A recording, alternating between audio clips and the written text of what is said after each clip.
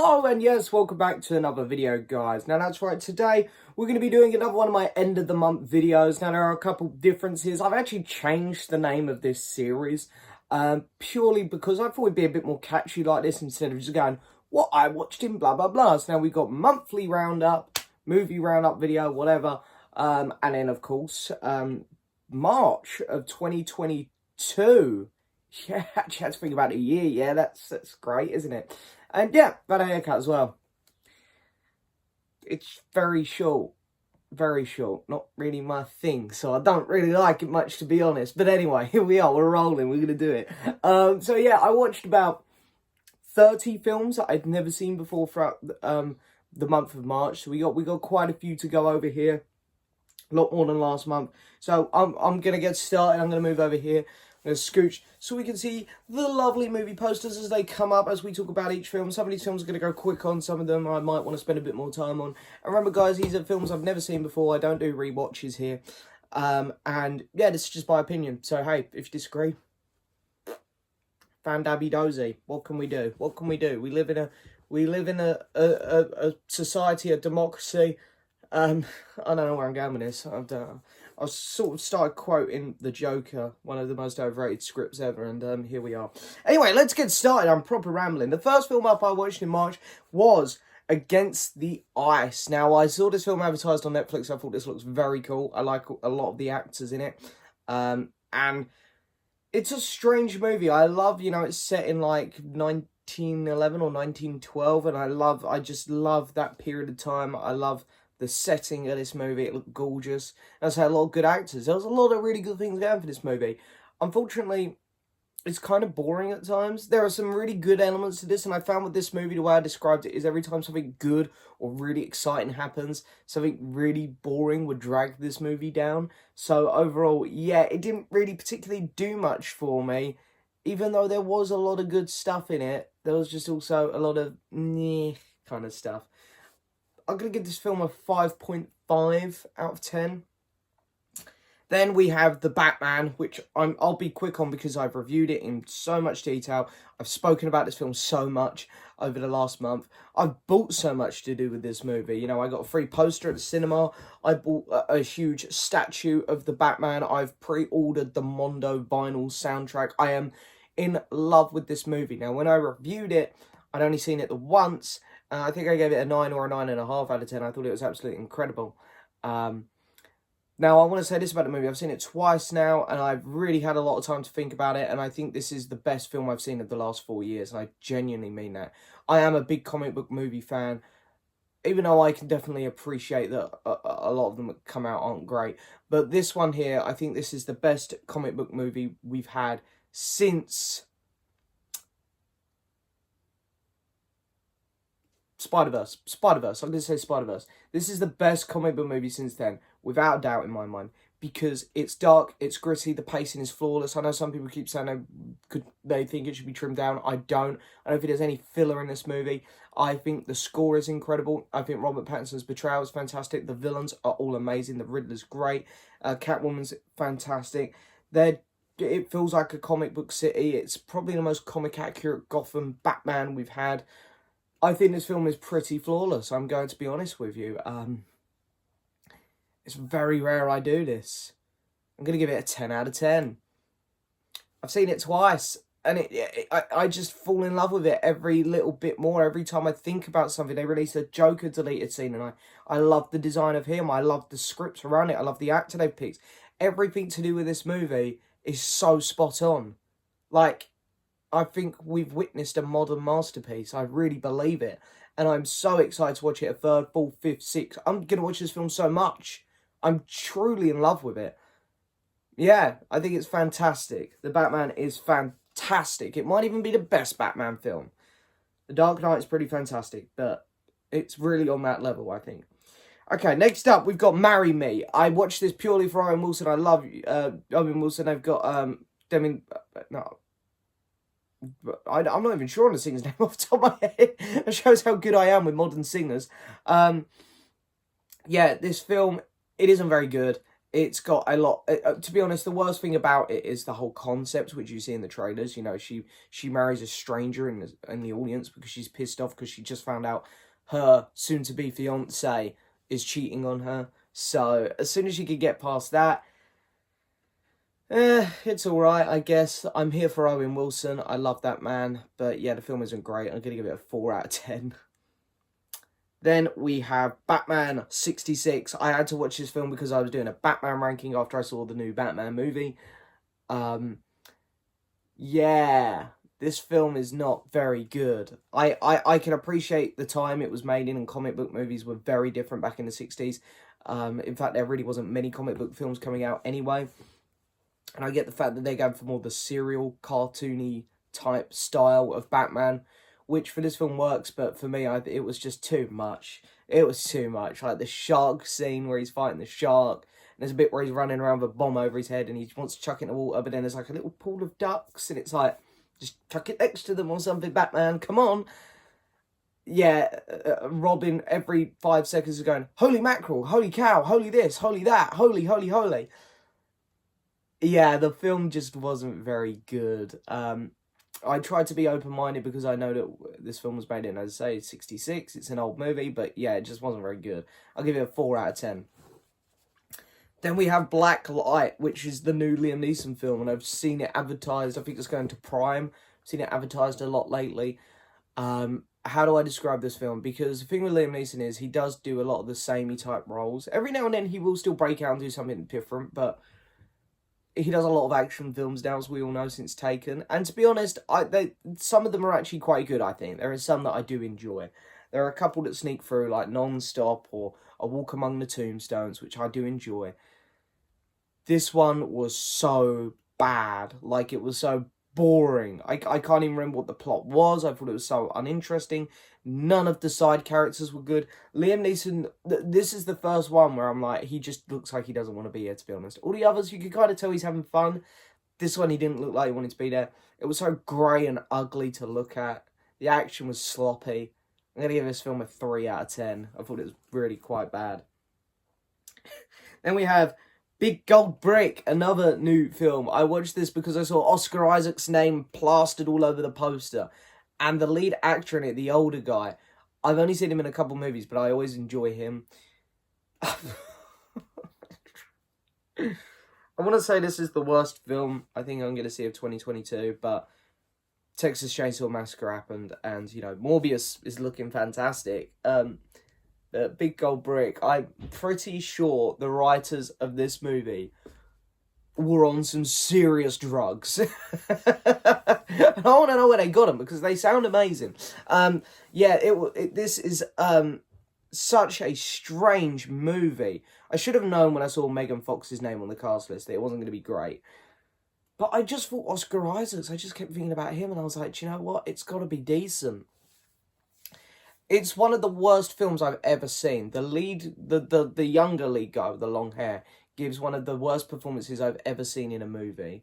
I truly didn't know what was going on. I got the idea that the young guy was writing the old guy's autobiography, but at no point did you see him sit down to write any of it or actually learn anything about this guy. It was just him hanging out with him. They were doing some stupid shit and doing, you know, acting up completely throughout the whole film.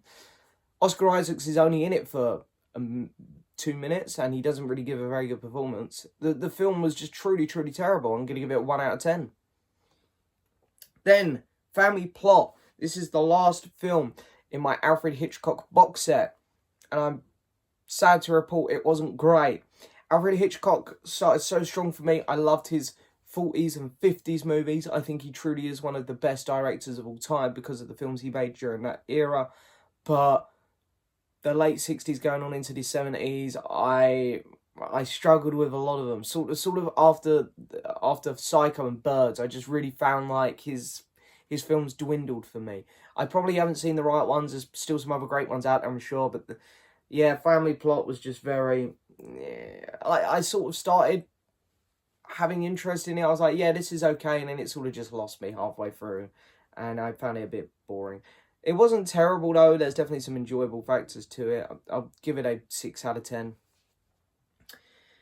Okay, then we have The Curse of La Llorona. I've decided to continue on watching the Conjuring films. I mean, I've seen all 3 of the Conjurings and the first 2 Annabelles, but I still had Annabelle 3. There's 2 La Llorona films. I don't know if anyone knew a second one had come out, because I saw no advertisement for it anywhere. And The Nun. Still had them to watch. So I started with Curse of La Llorona. It was on Netflix. I was just bored at work one day. I was like, sweet, put that on in the background. This film is a train wreck. It's an absolute train wreck. And people say, is this connected to the Conjuring films? Yes, it is. It is. There's a character that shows up in it, and they talk about Annabelle. It's definitely connected to the Conjuring movies. But all the characters in it are just completely boring. They all do the typical standard horror things that characters do in these films. La Llorona was not very interesting. She didn't really go for many scares either. That's the thing that I go into these films for. I know that they're good at building tension and that they give me a lot of jump scares, me personally. But yeah, I think I only jumped once during this film.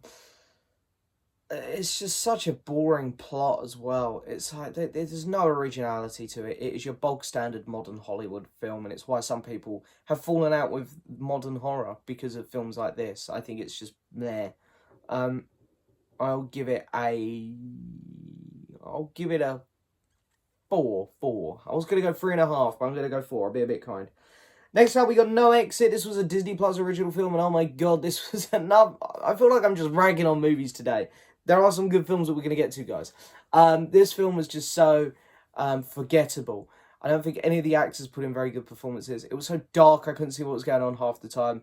The sound mixing was pretty terrible as well. On a technical level, this film failed in many areas. And the film itself was also just very boring. It's such a cool concept. This film could have been so good, but it fell flat on its face for me. I will give it a 4.5 out of 10. Then we have Kimmy. Yeah, so I wanted to watch this, of course, because it stars Zoe Kravitz, who's just played Catwoman, and she's so amazing in that film. And this movie I found fascinating, and I'm so pleased to report I actually enjoyed this one quite a bit. I thought, on a technical level, this film was really great. Some of the cinematography was fantastic. I thought the score was quite good. The pacing is where I had slight issues. I thought the pacing was a bit off for me. Other than that, though, this film done a lot right in terms of like modern technology and stuff. I think it handled all of that really well. It had a really realistic, kind of grounded presence to it, which works really well in the film's favour. And Zoe Kravitz is fantastic. She's, 2 films in this month I've seen her in, and she's been fantastic in both. So, yeah, fantastic. I'll give Kimmy a 7.5 out of 10. Then we have The Weekend Away, another Netflix original. I was quite looking forward to this one. I thought the premise was really cool. I like murder mystery things. A murder mystery thing where the character is stuck in a foreign country. I thought that was really, really cool. And I was really enjoying this movie, to be honest, for the first 2 acts. I was like, this is surprisingly quite good. The characters are all somewhat interesting. A couple felt a little bit false, like the man who was running the hotel, a little bit over the top. How weird he was being to try and make you go, he's definitely the murderer. But other than stuff like that, it was really good. It was interesting. I felt like the plot was actually sort of being pieced together quite well. There was some realistic elements, like she would probably get accused of all this stuff, so on, so on, so on. And then the final act happens where it was like, oh, this person's the murderer? Oh, no, wait, now it's this person? But that seems really unrealistic. And yeah, it just done a typical murder mystery thing where they just went too hard on the end and it bottled it. So, yeah, The Weekend Away, I want to be kind because it wasn't bad, I don't think, but I was just so let down by it. I'm going to give it a 5.5 out of 10. Then we have The Master. Ooh. Now, this is, of course, starring Joaquin Phoenix, Philip Seymour Hoffman, Amy Adams. This film has a stacked cast, and it is meant to be one of the best modern films ever made. So I'm here to be controversial today, apparently. I thought this film was vastly overrated, to be honest. I was not the biggest fan. I thought the cinematography was gorgeous. I thought the acting was phenomenal. And I thought the score was great. Technical level, fantastic. Loads of great stuff here. But I was really bored. I was really bored throughout a lot of this film. And I'm quite good with these slower paced kind of dramas like this. But I think the subject matter of the film just didn't interest me. I feel the film was definitely too long. It 100% could have been trimmed down. And I just remember the film had a few endings where I was like, okay, it's going to start wrapping up. Oh no, there's another 20 minutes left. So, yeah, I did like this film overall, definitely, but is it one of the greatest films I've ever seen? So I looked on Letterboxd and everyone's giving it 5s and 4.5s, and it's like, no, just no, not for me, not at all. But I did like it. It was good, just not amazing. I'll give it a 7.5 out of 10. Okay, then we have Turning Red, the new Disney Pixar film, which I have reviewed here in full on the channel, so I'll be brief here. There's a lot of great things about this movie. The animation is unbelievable. The emotional viewpoint from this film of how emotionally attached you get to the characters is once again Pixar nailing it. The voice acting for the most part is great. And I do really like the concept of this movie.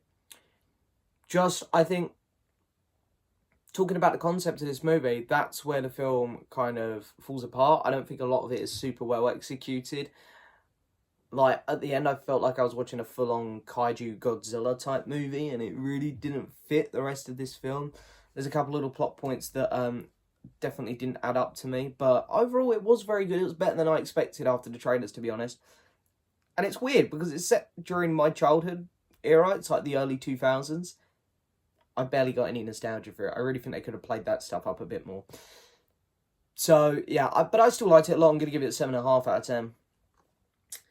Okay, we have Batman, The Long Halloween Part 1. So after seeing the Batman, I'm in a huge Batman mood. I'm still in a huge Batman mood. So I really wanted to check out some of the animated films, because I've only seen 3 or 4 Batman animated films, so I really want to check out some others. A lot of people told me this animated film, this and Part 2, were used to inspire the new Batman films. So I was like, this is great, I'm going to watch these. And yeah, this was really, really fantastic. I love the dynamic between Batman and Catwoman in this film. I really like the murder mystery thing, even though I sort of clocked on, I think it was in Part 2 actually, I sort of clocked on, which we'll get to in a minute, who the villain or the killer might be. But I loved all of the other villains that you see along the way here. Of course, you know, we got Joker in this, we got the build-up to Two-Face. So, yeah, there's, you know, you got Falcone and whatnot rocking about. I think the only issue I had with this one, which I actually think they fixed in Part 2 a bit, was there are a lot of big pauses between bits of dialogue, which didn't seem very natural to me. But I feel like Part 2 actually improved on that. I really enjoyed this film, though. I'm going to give it a 7.5 out of 10. Then we have The Adam Project, the brand new Ryan Reynolds film, which went straight to Netflix. He's working with the same director that he made Free Guy with. I actually really like Free Guy. I thought it was just super switch-off fun movie. As a modern gamer who plays a lot of GTA, the film related to me so much. I think it is definitely a much more younger person film, Free Guy. It was a lot better than Ready Player One for me. But here we have their next film, The Adam Project, deals with time travel. And yeah, it's a lot of seeing his younger. Ryan Reynolds is interacting with his younger self. You've got his father in it, played by Mark Ruffalo. Zoe Saldana is apparent in this film, but honestly, she's in it for like 2 minutes. Yeah, this film wasn't amazing. It was very, very tiresome at times. It definitely could have been trimmed down. I just remember thinking a lot of the time, I don't really care what happens in the end of this. Ryan Reynolds, I do like him when he plays himself sometimes, because it works well, like in Free Guy, I think. Here, so, oh, you're meant to be this badass kind of time travel agent or whatever, and it's like, I just feel like your type of acting or your style, your character doesn't fit this movie. Ruffalo was probably the best bit about this film. I found the kid actor a bit annoying. Zoe Saldana was amazing, it's just she wasn't in it enough. There's some questionable de-aging on one character. Yeah, it wasn't bad, I still enjoyed it, but it's a huge step down from Free Guy in my opinion, and definitely kind of one of those average Netflix streaming films. I'll give it a 6 out of 10. Batman, The Long Halloween Part 2. As I say, my only big complaint with it, they improved on here. I just thought that around quite early on in the movie, I did sort of catch on who the killer's probably going to be. Other than that, though, great. We got to see a load of villains come out and team up together, although I don't believe that half of them would team up. I don't know if I could see Crazy Joker sort of teaming up with Two-Face after he was sort of trying to bring down the Halloween killer in the first part, so that was a bit questionable. But yeah, I still really enjoyed this. Enjoyed it just as much as the first part. So I'm gonna also give it a 7.5 out of 10.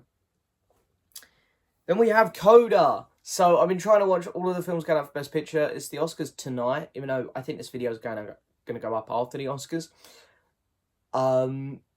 Yeah, so I think that I've only got Licorice Pizza left to watch, which I think I might actually not watch in time for the Oscars now, unfortunately. But Coda was absolutely brilliant. I adored this film. The acting, for a start, was incredible. The whole premise of this movie I also thought was fantastic. The songs, like the lead character sings a Joni Mitchell song in it, and it is beautiful. It is incredible. I wouldn't trim this film down at all. It's damn near perfection. I loved it. I'm going to give it a 9 out of 10. Then we have Dog, the new Channing Tatum movie, which I didn't really have much interest in. I'm not going to lie. I was sort of like, yeah, okay, whatever. It's these films never really do much for me. A guy with an army dog and they're going to travel about a bit, but this film got me a few times. There was a lot of really good moments to it, really sweet moments. I love dogs. They're my favourite things on the planet.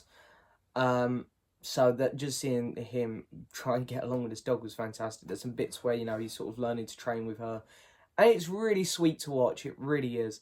And stuff like that is just beautiful. I love the ending. The last act of this film it actually got me a little bit. I think that's just because I love dogs. Some of the things I didn't really care for, though, was there's sort of this, he's got problems with his family and stuff, and then it looks like they're going to address it, and then they just don't. I feel like that could have been explored a bit more. So I actually think this film could have done being 10 minutes longer to explore that side more. But it's still really good, enjoyable film, 7.5 out of 10. Then I watched, finally, The Green Mile. That's right, I'd never seen The Green Mile. I know it's a beloved movie. And I'm going to be honest, I can completely see why. I thought this film was absolutely mind-blowingly brilliant. Reminded me a lot of Shawshank, of course, being set at death row, we're in this prison. But this was great, just seeing... Tom Hanks is just so amazing. He really is just a fantastic actor. He kills every scene he's in here. There's so many other good actors in this movie. Everyone puts in 110%. I didn't know there was going to be like a magical side to this film, so that really caught me off guard, but I loved it. I loved it, how they sort of showed everyone that this man who, Tom Hanks' character, they sort of believed was innocent. They showed the human side to him. They showed how they tried to make him redeemable, even though, you have to put yourself in the perspective of everyone else, where you're like, yeah, they all thought he killed someone, so can this man become likeable to them? And I thought it was just such a touching story. It was a perfect film, to be honest. Yeah, I can't believe I'm doing this, but I'm going to give it another 10 out. It's a 10 out of 10 from me. Fantastic film. Then we have Lost in Translation, starring Bill Murray and Scarlett Johansson. This was a really, really interesting movie. I thought, for a start, both of them give two of the best performances of their careers. And I love both these actors so much. Just to see them interact with each other was fantastic. And their chemistry was really, really good. I think that Bill Murray is just a once-in-a-lifetime actor. He's so special. He's just beyond incredible in this film. I love the setting. The cinematography was really nice at times. You could tell that it was a low-budget movie, but it worked really well in the film's favour, I think, making it feel quite grounded. So, yeah, Lost in Translation I thought was really good. I'm going to give this film an 8 out of 10. We have Deep Water next, Ben Affleck's new movie, and Ana de Armas. I'm a big fan of both of these actors. They're both really, really great. Ben Affleck is someone who I've really, really warmed to the last few years, and I'm still just very upset that he didn't get a solo Batman film, even though I love the Batman. Ana de Armas is also brilliant. After Knives Out, I was sort of like, yeah, this is an actress that I think everyone should be paying attention to. She's also absolutely gorgeous, so there is a bonus there. Unfortunately, this film was not very good. Their chemistry just really didn't work for me. Their relationship was just so messed up. It was confusing to me. I was like, I don't get how any of this works. I don't know if it's because I'm not mental, but yeah, the characters themselves, it was just, one minute they were like trying to help each other out, and then they were trying to trip each other up, and it was just very confusing like that. Yeah, I'll give the film a 4 out of 10. I think that might be being a bit kind. Then I watched Resident Evil. The first one, that's right. I've started watching the Resident Evil films. I thought, why not? I need a new franchise. I finished my Hitchcock box set. I need another sort of set to sort of dive into. I'm not expecting anything like the Hitchcock films, to be honest. But, yeah, Resident Evil, the first one. I mean, obviously, I know what zombies are going to do. There are some characters who will get bit and stuff early on in the film. And throughout the whole film, I'm just waiting. I'm like, well, you're dead. You know, you're done for. Some of the effects were a bit cheesy. The zombies weren't actually that scary. I was expecting them to be quite, quite chilling. The dogs were scary. I didn't really like them too much. Again, going back to it, I love dogs. I don't care seeing dead humans walk about, but the dogs made me quite sad, actually. I was like, oh, poor doggies. Yeah, the acting weren't great. There were some really cheesy moments to it, but it was fun. It was alright. I'll give it a 6 out of 10. And we have Godzilla Planet of Monsters Part 1. This is one of 3 animated films on Netflix. They're the only Godzilla things left I have to watch. I love the concept of this film to start with. I love it. I adore it, in fact. You know, humans, they've had to leave Earth because of all the monsters. And now they're going to come back and try and retake it. I love that concept. So cool.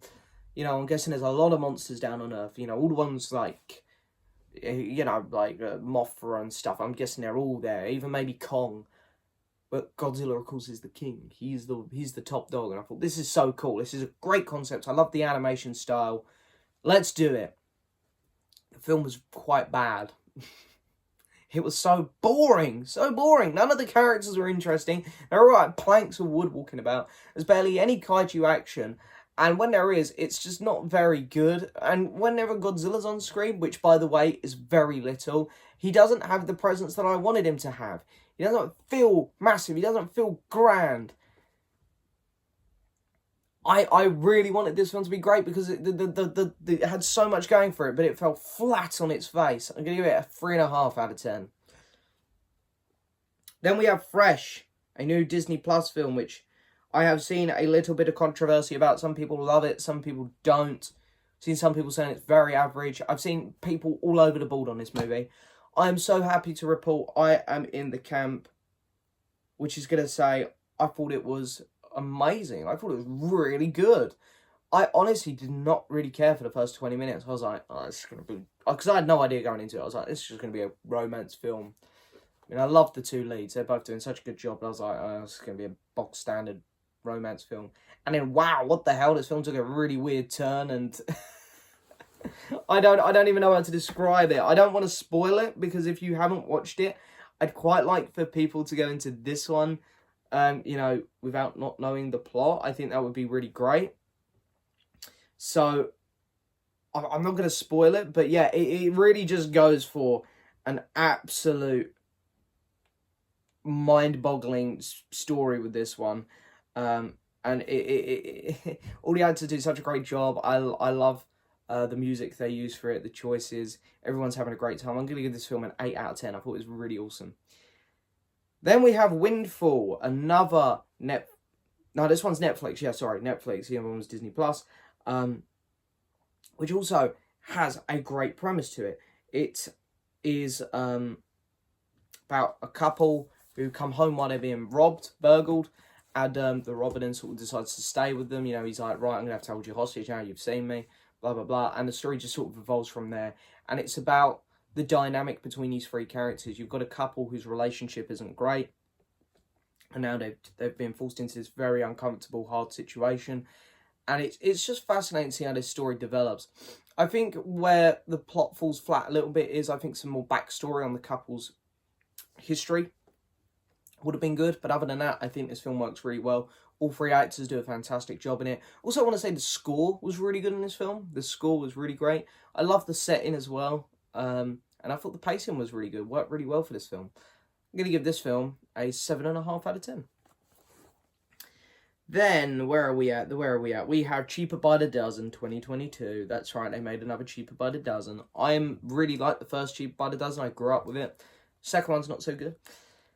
Here, I really like the actor they picked. I forget his name, but to play the dad, I really like him, and I think he does a great job in this film. And I'll say this film isn't great, obviously, but it's no Home Sweet Home Alone. So, there's a positive. It could have turned out like that. Yeah, the film's really, really fun, I think. It doesn't do anything amazing. It doesn't do anything that blows me away.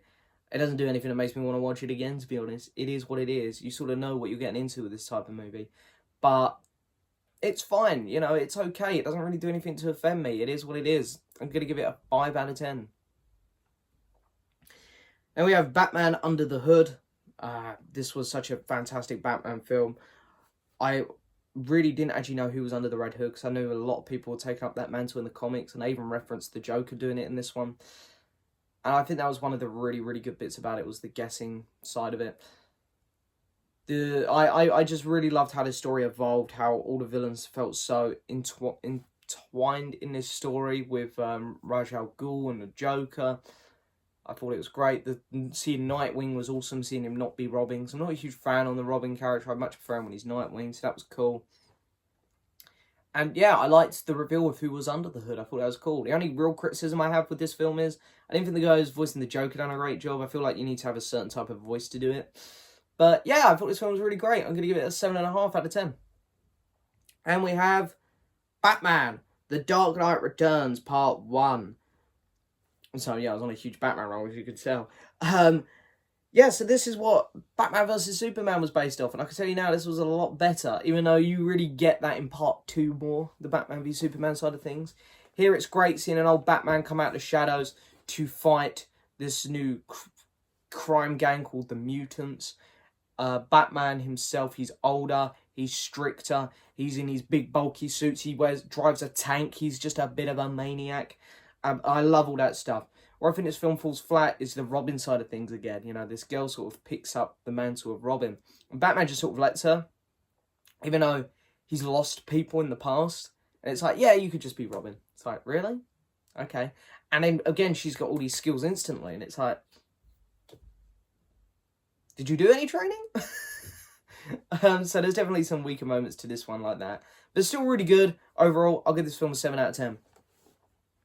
Then we have The Ice Age Adventures of Buck Wild, the new Ice Age movie. Yeah, I was actually a little bit looking forward to this one because I really like the first 3 Ice Age films.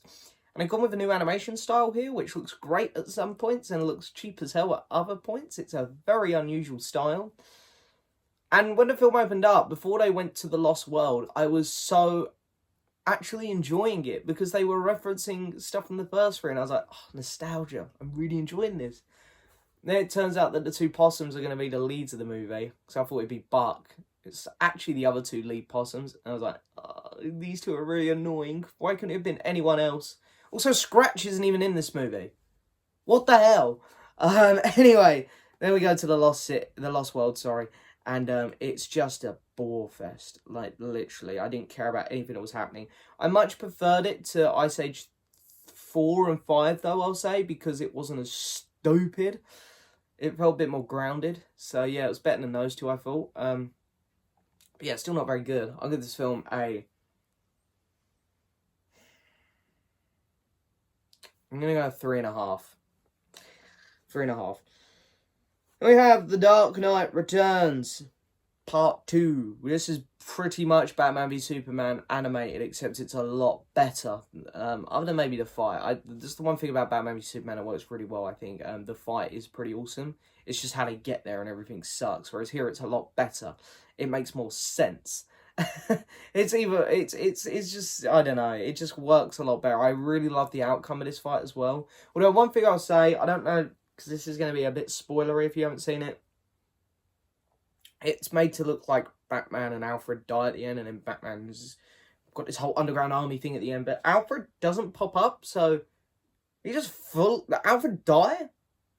Like, Batman just let Alfred die? I'm so confused by that.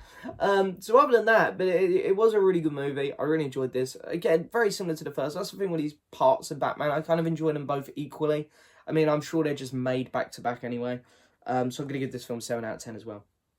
And the final film I have to talk about is Annabelle Comes Home. Yes, the final Annabelle film for now, unless they do a 4th one, which wouldn't shock me. Yeah, this film, I got my safety net ripped out from under me instantly, because the Warrens are the two characters that I feel safe with. They know how to deal with this shit, and they vanish instantly. Yeah. I kind of wanted the demons or whatever to win in this movie. I wanted them to get the Warrens' daughter. I know it sounds horrible, but I want the Warrens to learn. Stop messing around with this shit, okay? Leave Annabelle, leave all these demons alone. Just live happy lives. You've got a daughter. You've got all these things in the same house as your daughter. So, yeah. Anyway, how do I feel about this movie? It was okay. It gave me a few good scares. The characters, one character in particular, we all know who I'm talking about. She was so stupid. Unbelievable. I hated her because she brought this whole movie upon us, and they terrify me, to be honest. It definitely wasn't as good as the second Annabelle film. That's hands down the best one of the three, but it was better than the first one. I'll give the film a 6 out of 10. There we go. So now we're going to pick a film of the month. Now you guys know it's got to be between two. It's between The Batman and The Green Mile. And I think The Green Mile is just a classic. It is absolutely fantastic. But I'm going to give it to the bloody Batman. Why? Because this film has resonated with me so much. I want to keep watching it. I want to keep buying stuff from the movie. The last time a film came out that blew me away this much was Spider-Verse. Maybe Endgame. Endgame was also great. But I think Endgame had this huge build-up, whereas these have sort of come out of nowhere. And I think with Spider-Verse, I wasn't as into movies when Spider-Verse came out, so I didn't appreciate it as much as I do now. But The Batman, for me, feels like such a truly special movie. I adore it. There we go. There's all the films I watched for the first time here in March. Wow, busy month, guys. Busy month. I'm not sure next month will be the same because I have a holiday during this month, so we'll see. But anyway, thank you guys so much for watching. As always, don't forget to hit that subscribe button, like the video, leave a message. And as always, I'll see you next time for another video. Bye-bye.